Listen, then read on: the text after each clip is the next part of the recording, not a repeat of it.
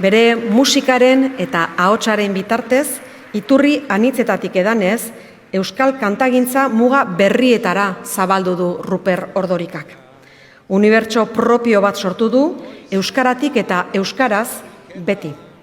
Mugarriz mugarri eraikitzen ari den ibilbide horri esker, sormen eta kultur erreferentzia aberatsak eskaini dizkio euskal hizkuntzari eta euskal kulturari, euskararen herriari berari. Kontuak etzaizkitateatzen onge hori sueretian nahikoak diren oienak. Badakito hori hau euskal kantari guztien izenean eskaini zaidala eta hala onartzen dut. Gaurkoa abagune bikaina dut gure aurreko belaunaldiaren lana goraipatzeko.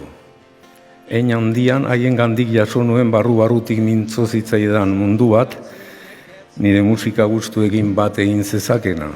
Eta euskal abeslari haiei esker emeki sartu nintzen kantutegi zaharrean, eta gure jendearen berbetean eta doinuetan.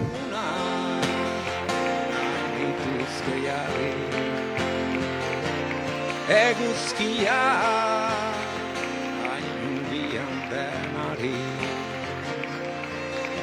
zaindu maite duzun hori